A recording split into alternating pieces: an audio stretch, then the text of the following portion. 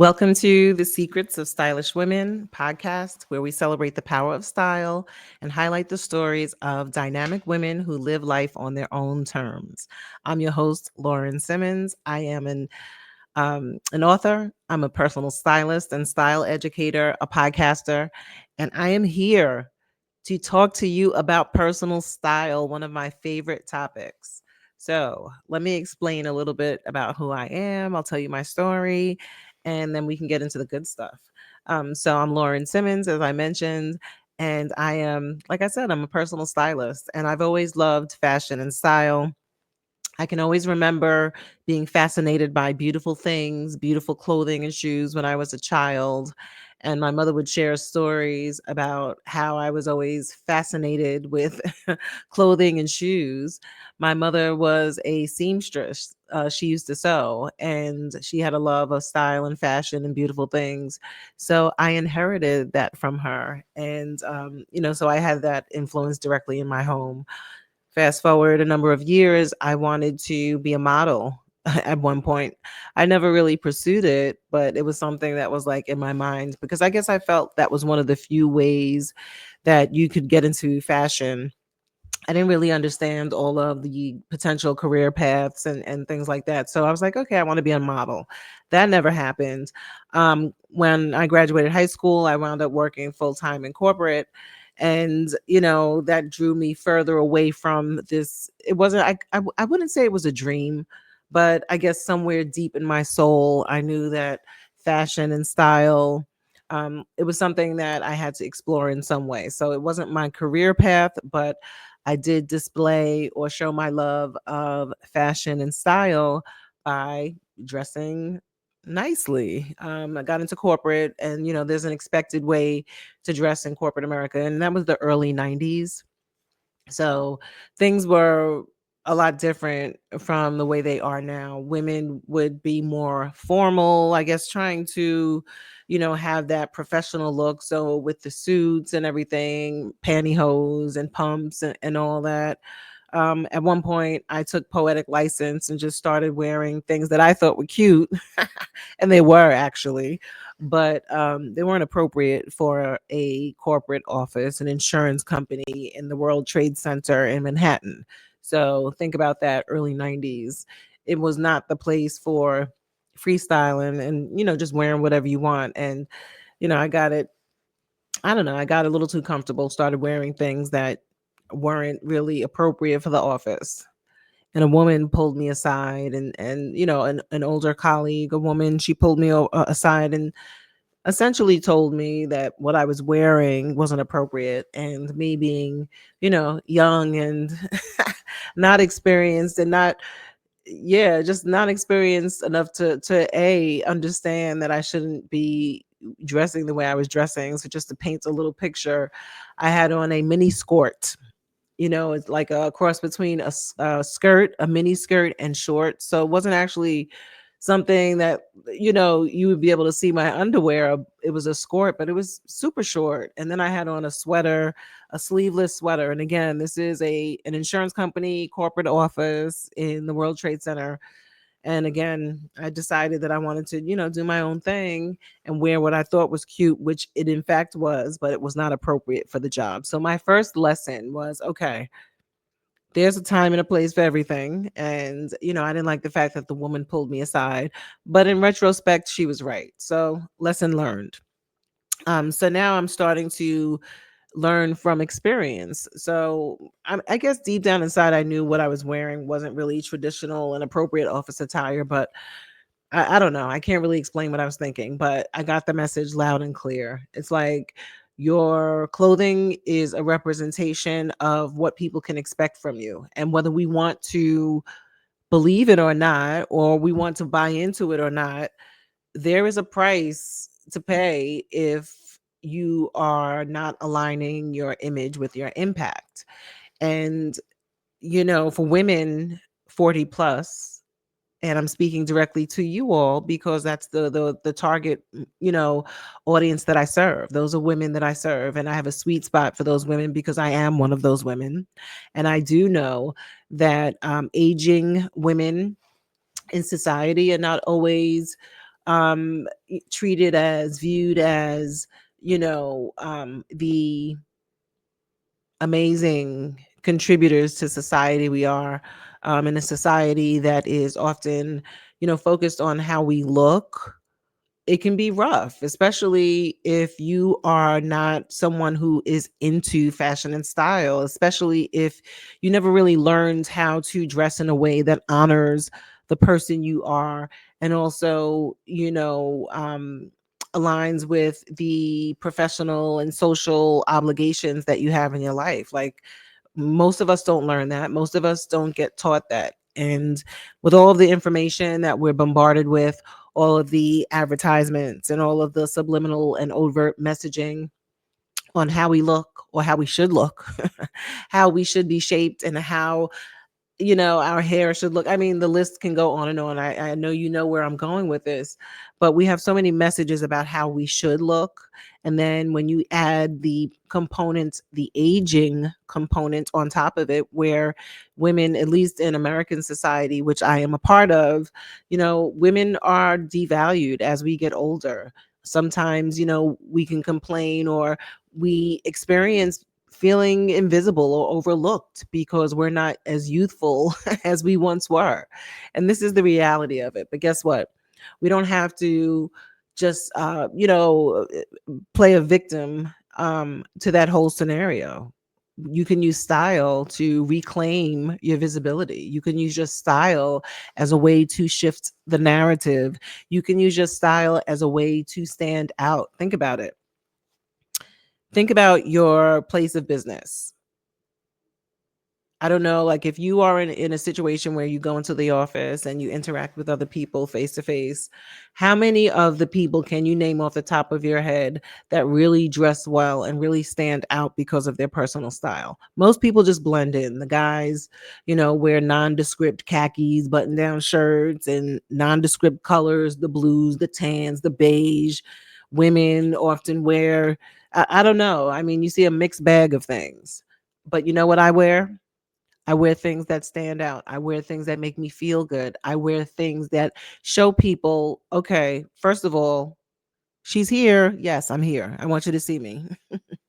And you know what? I make it a point to stand out, because it's easy to be overlooked, and you can't ignore what is so visible and obvious and in front of you. And guess what? Once you get people's attention, then you have an opportunity to dazzle them with all of your smarts and all of your intelligence and your talents and all that. But my so I have a hunch that you are the type of woman who is already making impact. You are the type of woman who invests in yourself because you're here. You're looking to better yourself. So, with that mindset, I'm just wondering how much time and effort and energy, and even of a financial commitment, have you put into your personal style and crafting an image that aligns with who you are. Because let's be honest, although fashion is something that can be decorative and something that is beautiful to look at, it's a functional clothing is a functional tool.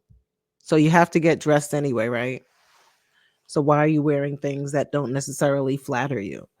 Why are you wearing things that maybe did fit into your life at one point, but no longer fit into your life? You're not the same woman you were 4 or 5 years ago. You're not the same woman that you were 10 years ago. And all those, there's value into holding on to pieces that, that can serve you over a period of time and that you can work into your wardrobe. But what I'm talking about here is holding on to a look or holding on to a style that's dated, that just doesn't even make sense for the woman you are. When I look at my wardrobe from 5, 6 years ago, things were so different in terms of my professional life, and how I show up. It doesn't matter what your what your office environment is. And I'm speaking, this is a generalization about office environments. There are certain professions where you have to wear certain clothing. I'm not talking about where you have to wear uniforms or there's a certain expected dress code. I'm talking about offices where there may be a dress code, but your dress code may be vague, or your dress code may still not really explain what's acceptable and what's not. So my rule is always strive to look better than most of the people around you. And guess what? It's not really that hard to do that. I'm saying guess what a lot. Why am I saying guess what a lot? No more guess what's. Anyway. So strive to look better than most of the people around you. And it's not going to be that hard, because most people, like I said, get dressed because they have to get dressed. You can probably, handpick the few people who stand out because their personal style is something that's really unique, or they have a signature color or style or pattern, or they wear fun socks, or whatever it is. Those people. And generally, they are few and far between, because most people don't embrace style as a tool. And I have a hunch, like I said, because you're here and you're listening, you're looking to improve yourself. You are looking to get that edge, because in life, we're all saturated. The market is saturated with talented, intelligent, beautiful people from every walk of life. And in order to differentiate yourself, what are you willing to do to, invest in yourself? And investing in your personal style is not something that is out of reach, because every woman can do something to improve her personal style. Right? Right. Okay. So let me switch gears a little and let me tell you about how I got here. How did I get here? Let me get a sip of water. So many years into my professional career, I was approached by a human resources person at my job. Every year, the company hosted a group of interns, and there was some programming being put together. And I was asked to speak to this group of interns about personal style and how you show up in an office environment. And it was interesting because the company had very different cultures. There was a very corporate side of the culture, and then there was also a very um, casual startup feel to the company. So there were different cultures that existed within the same environment. And I delivered a presentation to this group of interns. It was about 70 interns, and I had never spoken to a group of people that big before. So that was a huge um, that was a big deal for me, and it was a huge success, and that kickstarted my public speaking career, and my first style workshop. And since then, I've spoken to groups of all kinds, women's groups, colleges, organizations, Fortune 500 companies, about style. Because when you raise the collective consciousness of an organization about style, think about the effect of that. Think about how you feel when you put on a great outfit. Think about how you feel unstoppable when you know that you're wearing something that fits well, that is a great color for you, that makes you feel, it makes you feel good. Clothing can make you feel good. So why don't you want to feel good on a regular basis? You can do it. You can do it. And it's not that difficult. You just need a few style strategies. Um, and it's easy to get bombarded by like all of the information that you see on social media, all the style tips and tricks and hacks and things like that.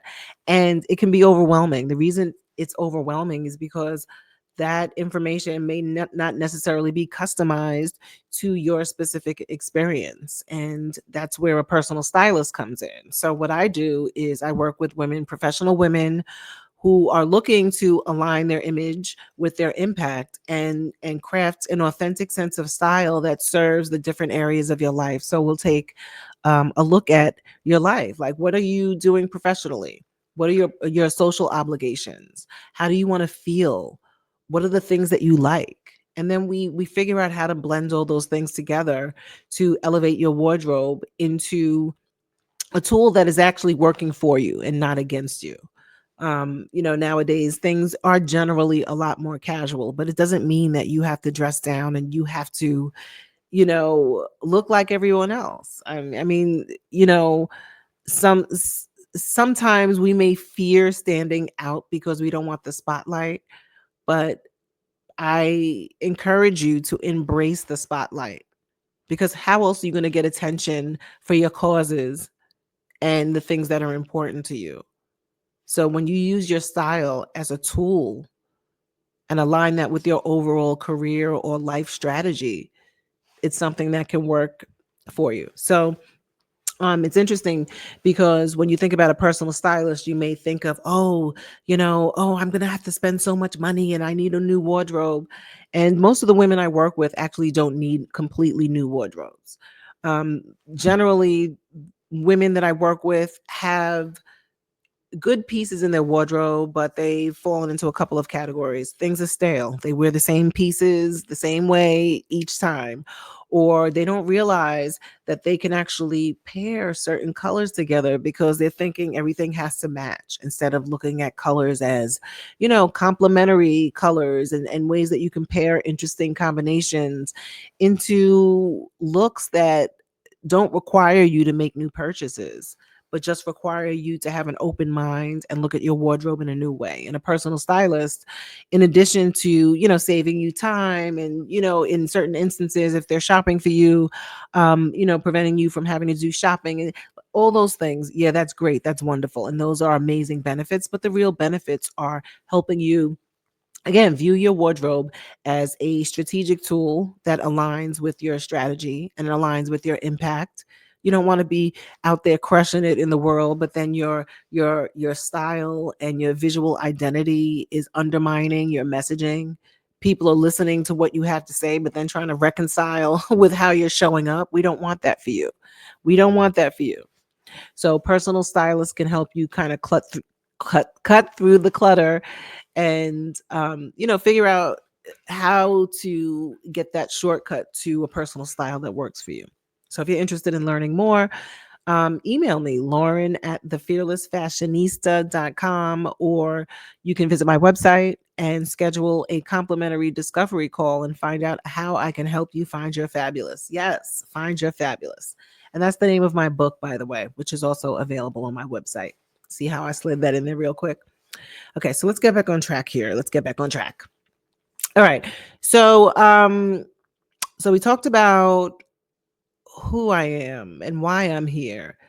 I think I wanted, well, I did dig into the why a little bit. I like helping women. I didn't really get into that. I like helping women. Um, Being a woman, I, see firsthand all of the things that we have to balance. If you have a family and a career and obligations, if you're running a business, it's easy to get swallowed up by this thing called life. But I want to offer you some, words of encouragement. Life is rough. Things are challenging. And it just seems like, everything that used to make sense doesn't make sense anymore. But stay positive, do things that make you feel good. Invest in your health and your well-being. Invest in your emotional growth. And start to explore who you really are. Once you really start, once you have the courage to start looking at yourself and peeling back the layers and embracing the things that make you happy, life is going to start making a lot more sense.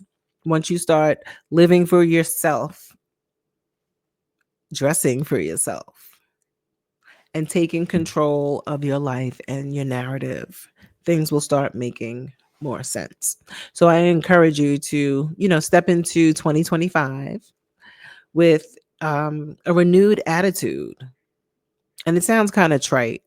And this is not about New Year resolutions or anything like that, but it's about the constant journey that you are going to be on, that I am going to be on while we're still here. Like while we're still here, there's still more things to learn, there's more people to meet, there's things to do, and there's more clothes to wear in a stylish way. So I encourage you to as a part of your journey of self-discovery and renewal and all that stuff, I encourage you to invest in your personal style. Okay. And with that in mind, let me say this. I'm going to challenge you. Whether you're a client of mine or not, I'm going to challenge you to improve your personal style. And with that in mind, I'm going to give you a style challenge. Okay. The style challenge is this: you are going to pick a piece, select a piece from your wardrobe that makes you feel really great. Just one piece. And you're going to style an outfit around that piece, and you're going to wear it within the next couple of days. Okay. Let's say within the next 72 hours, even if it's to the store, to the grocery store, wear it and see how you feel. And actually take a picture of yourself in the outfit.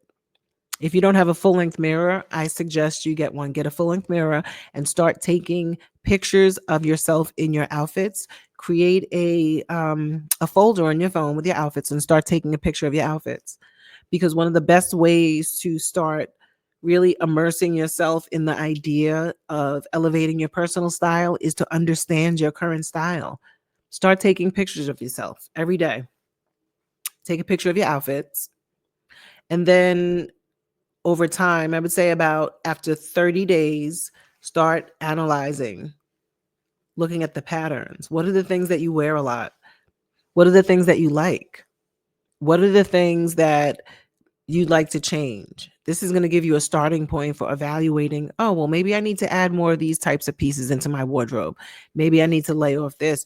Maybe I need to take this to the tailor. So it's going to help you start having more insight kind of from like a third party perspective. So that's something that you can do for yourself. So that's actually two things. The first is get your outfit together. Pick that one item that you really love, build an outfit around it, and wear it within the next 72 hours. And then tag me, the Fearless Fashionista. Yeah, tag me on social media. And then, or if you want to email it to me, you can, Lauren at thefearlessfashionista.com. And just take note of how you feel. And then the second thing is to create a folder on your phone and start taking pictures of your outfits. And then just start over time, evaluating your style. And if you do decide to work with a personal stylist like me, hint, hint, I do virtual and in-person styling. We'll talk about that on another episode. But you will have, if you start creating this folder on your phone and you plan on working with a personal stylist, and even if you don't, you'll have this archive of outfits. You'll have a starting point to start evaluating your style and say, oh, you know what, that was cute. Maybe I'll wear it this way, the next time or whatever. But having documentation is important. So I encourage you to do that. And then I also encourage you to tell a friend, come back, listen to additional episodes of my podcast, The Secrets of Stylish Women. And then also tell me what you want to hear about. I have some great content, some great topics prepared for future episodes. But if you want to hear something in particular, let me know. Visit me on Instagram. I'm active on Instagram, The Fearless Fashionista. Visit my website, thefearlessfashionista.com. And if you are curious about upgrading your personal style and want to know how I can help you find your fabulous, visit thefearlessfashionista.com and click the Work With Me tab. Schedule your 20-minute style discovery call, and we'll chat about it. Until next time, be fearless, stay fashionable, have fun, and I will see you the next time.